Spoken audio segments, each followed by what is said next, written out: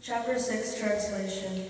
The Supreme Personality of Godhead said, "One who is unattached to the fruits of his work and who works as he is obligated is in the renounced order of life, and he is the true mystic, not he who lights no fire and performs no duty." What is called renunciation you should know to be the same as yoga, or linking oneself with the Supreme.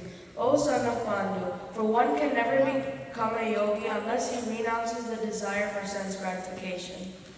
For one who is a neophyte in the Eightfold Yoga system, work is said to be the means, and for one who is already elevated in yoga, cessation of all material activities is said to be the means. A person is said to be elevated in yoga when, having renounced all material desires, he neither acts for sense gratification nor engages in fruitive activities.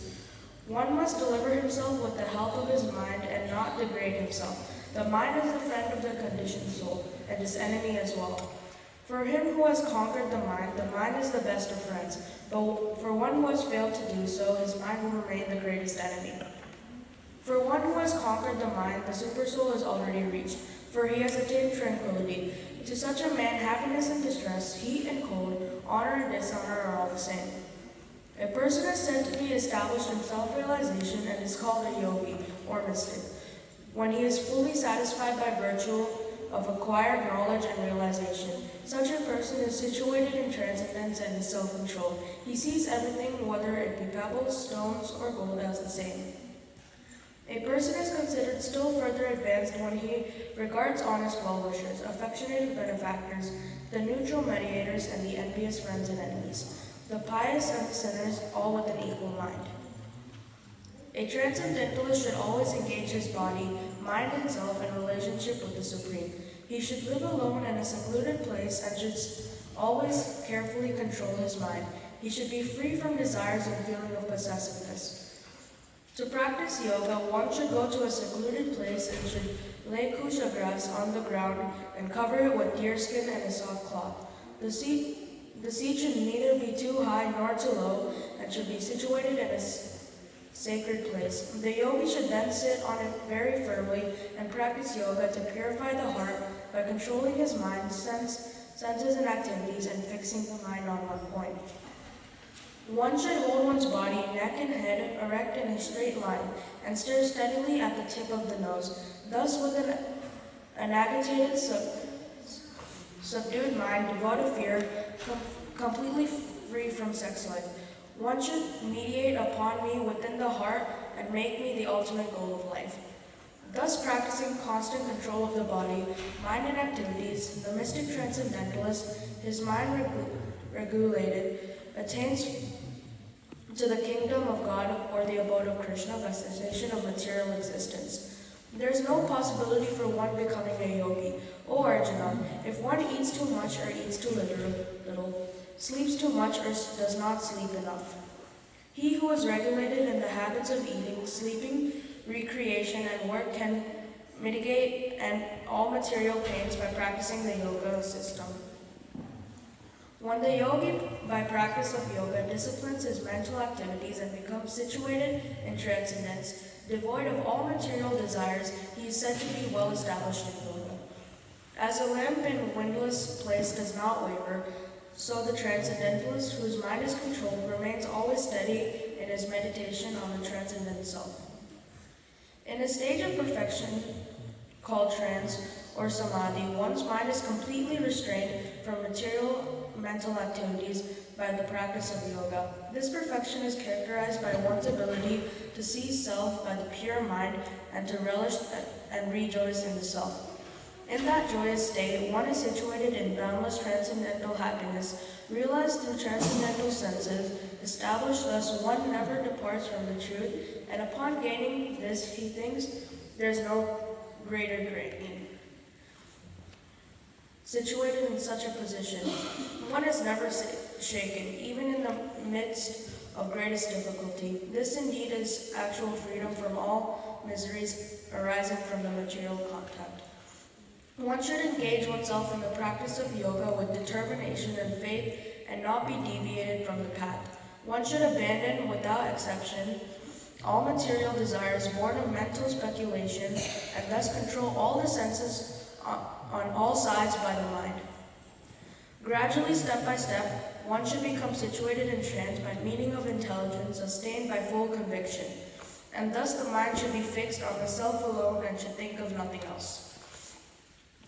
From whenever the mind wanders due to its flickering and unsteady nature, one must certainly withdraw it and bring it back under the control of the self. The yogi whose mind is fixed on me rarely attains the highest perfection of transcendental happiness. He is beyond the mode of passion.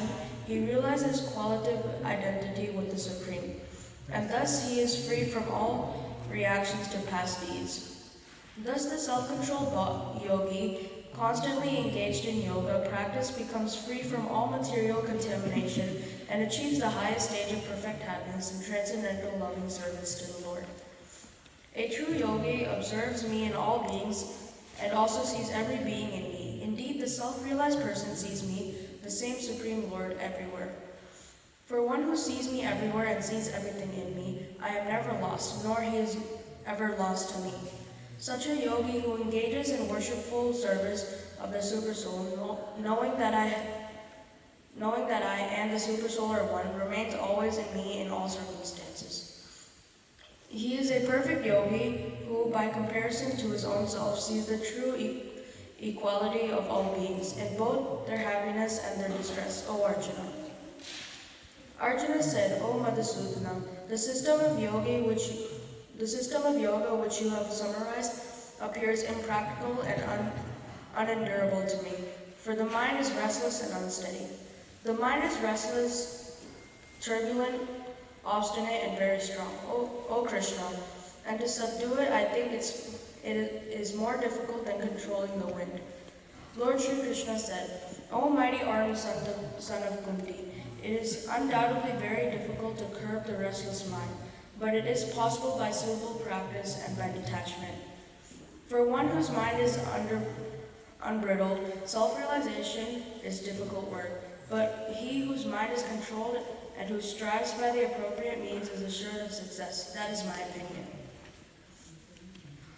Arjuna said, O Krishna, what is the destination of the unsuccessful transcendentalist who in the beginning takes to process of self-realization with faith, but who later desits due to worldly mindedness and thus does not attain perfection in the midst of the one, O mighty armed Krishna, does not such a man who is bewildered from the path of transcendence fall away from both spiritual and material success and perish like a riven cloud, with no position in any sphere? This is my doubt, O Krishna, and I ask you to disciple it completely. But for you, no one is to be found who can destroy this doubt. The Supreme Personality of Godhead said, Son of Pritha, a transcendentalist engaged in auspicious activities does not meet with destruction either in this world or in the spiritual world. One who does good, my friend, is never overcome by evil. The unsuccessful yogi, after many, many years of enjoyment on the planet of the pious living entities, is born into a family of righteous people, into a family of rich aristocrats. Or if unsuccessful, after long practice of yoga, he takes his birth in a family of transcendentalists who are surely great in wisdom. Certainly such a birth is rare in this world. One taking such a birth, he revives his divine consciousness on his previous life. Then he again tries to make further progress, in order to achieve complete success, O son of Kuru. By virtue of the divine consciousness of his previous life, he automatically becomes attracted to the yogic principles. Even without seeking them, such an inquisitive transcendentalist stands always in the ritualistic principles of the scriptures. And then the yogi engages himself with sincere endeavor in making further progress, being washed of all contaminations, then ultimately achieving perfection after many, many births of practice, he attains the supreme goal. A yogi is greater in the ascetic, greater the empiricist, and greater in the fruitive worker. Therefore, O Arjuna, in all circumstances be a yogi. And of all yogis, the one with great faith, who always abides in me, thinks of me within himself, and renders transcendental loving service to me. He is most intimately united with me in the yoga and is the highest of all. That is my opinion. Hare Krishna. Hare Krishna. So we will do the summary for the next 6 chapters. So chapter number 7 continues from chapter 6, where Krishna tells Arjuna to always think of him within himself. And how to do that, which is Maya Yoga, and that is in chapter 7. So Krishna is telling more about himself. He says,